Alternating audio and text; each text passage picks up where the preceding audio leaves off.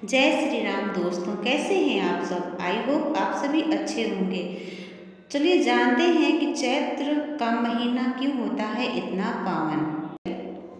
शास्त्रीय मान्यता के अनुसार कृष्ण पक्ष की अष्टमी वैशाख जेठ और आषाढ़ महीने के कृष्ण पक्ष की अष्टमी को शीतलाष्टमी पूजन करने का प्रावधान है।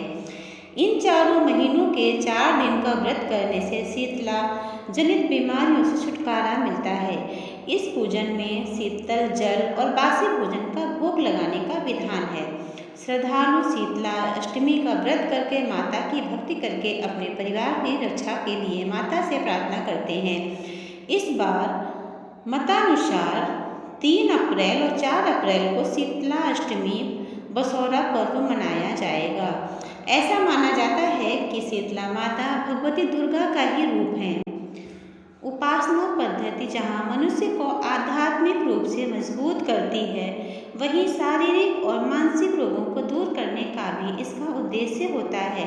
कहा जाता है कि गर्मी के दिनों में शरीर में अनेक प्रकार के पित्त विकार भी प्रारंभ हो जाते हैं। ऐसी मान्यता है कि शीतला अष्टमी का व्रत करने से छोटी माता शीतला सप्तमी और शीतला अष्टमी व्रत मनुष्य को चेचक के रोगों से बचाने का प्राचीन काल से चला आ रहा व्रत है। आयुर्वेद की भाषा में चेचक का ही नाम शीतला कहा गया है। अतः इस उपाय से शारीरिक शुद्ध, मानसिक पवित्रता और खान पान की सावधानियों का संदेश मिलता है। इस व्रत में अष्टमी के दिन कलश स्थापित कर माता का पूजन किया जाता है तथा प्रार्थना की जाती है कि चेचक, गलघोटू, बड़ी माता, छोटी माता, तीव्र दाह, दुर्गंध युक्त फोड़े, नेत्र और शीतल जनित सभी प्रकार के दोष शीतला माता की आराधना पूजा से दूर हो जाएं। इस दिन शीतला स्तोत्र का पाठ शीतल जनित व्याधि से पीड़ितों के लिए हितकारी है।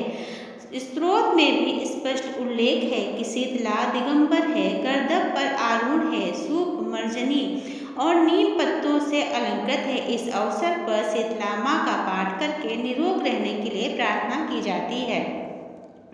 शीतला माता की कथा कुछ इस प्रकार है।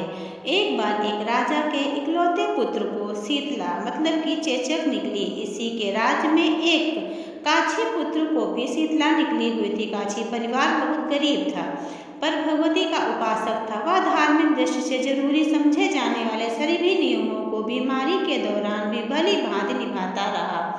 घर में साफ सफाई का विशेष ध्यान रखा जाता था। नियम से भगवती की पूजा होती थी। नमक खाने पर पाबंदी थी। सब्जी में ना तो छौंक लगता था और ना कोई वस्तु भुनी तली जाती थी। गरम वस्तु न वह स्वयं खाता, न शीतला वाले लड़के को देता था। ऐसा करने से उसका पुत्र शीघ्र ही ठीक हो गया। उधर जब से राजा के लड़के को शीतला का प्रकोप हुआ था, तब से उसने भगवती के मंडप में सतचंडी का पाठ शुरू करवा रखा था। रोज हवन व बलिदान होते थे। राजपुरोहित भी सदा भगवती के पूजन में निमग्न रहते थे। राजमहल में रोज कढ़ाई चढ़ती, विधिवत प्रकार के गर्म स्वादिष्ट भोजन बनते, सब्जी के साथ कई प्रकार के मांस भी पकते थे।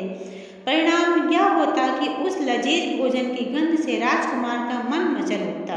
वह भोजन के लिए जिद करता, एक तो राजपुत्र और दूसरे इकलौता। इस कारण उसकी अनुचित जिद पूरी की जाती थी। इस पर शीतला का कोप घटने के बजाय बढ़ने लगा। शीतला के साथ साथ उसे बड़े बड़े फोड़े भी निकलने लगे। इसमें खुजली व जलन अधिक होती थी। शीतला की शांति के लिए राजा जितने भी उपाय करता, शीतला का प्रकोप उतना ही बढ़ता जाता, क्योंकि अज्ञानतावश राजा के यहाँ सभी कार्य उल्टे हो रहे थे। उससे राजा और अधिक परेशान हो उठा। उसकी समझ में नहीं आ रहा था कि इतना सब होने के बाद भी शीतला का प्रकोप शांत क्यों नहीं हो रहा। एक दिन राजा के गुप्तचरों ने उन्हें बताया कि काछी पुत्र को भी शीतला निकली थी, पर वह बिल्कुल ठीक हो गया है। यह जानकर राजा सोच में पड़ गया कि मैं शीतला की इतनी सेवा करता हूँ, पूजा का अनुष्ठान व उसमें कोई भी कमी नहीं, पर मेरे पुत्र अधिक रोगी होता जा रहा है, जबकि काछी पुत्र बिना सेवा पूजन के ही ठीक हो गया। इसी सोच में उसे नींद नहीं आ गई। श्वेत वस्त्र धारणी भगवती के उसे स्वप्न में दर्शन देकर कहा, हे राजन, मैं तुम्हारी सेवा अर्चना से प्रसन्न हूँ, इसलिए आज भी तुम्हारा पुत्र जीवित है। इसके ठीक न होने का कारण यह है कि तुमने शीतला के समय पालन करने योग्य नियमों का उल्लंघन किया है। तुम्हें ऐसी हालात में नमक का प्रयोग बंद करना चाहिए। नमक के रोगी को फोड़ों में खुजली होती है। घर की सब्जियों में छौंक नहीं लगाना चाहिए, क्योंकि इसकी गंध से रोगी का मन उन वस्तुओं को खाने के लिए जाता है। रोगी का किसी के पास आना जाना मना है, क्योंकि यह रोग औरों को भी होने का भय रहता है। अतः इन नियमों का पालन कर तेरा पुत्र अवश्य ही ठीक हो जाएगा। विधि समझाकर देवी अंतर्ध्यान हो गई। प्रातः से ही राजा ने देवी की आज्ञा अनुसार सभी कार्यों की व्यवस्था कर दी। इससे राजकुमार की सेहत पे अनुकूल प्रभाव पड़ा और वह शीघ्र ही ठीक हो गया। इसी दिन भगवान श्री कृष्ण और माता देवकी का विधिवत पूजन करके मध्यकाल में सात्विक पदार्थों का भोग लगाना चाहिए। ऐसा करने से पुण्य ही नहीं मिलता, बल्कि समस्त दुखों का भी निवारण होता है। जय श्री राम।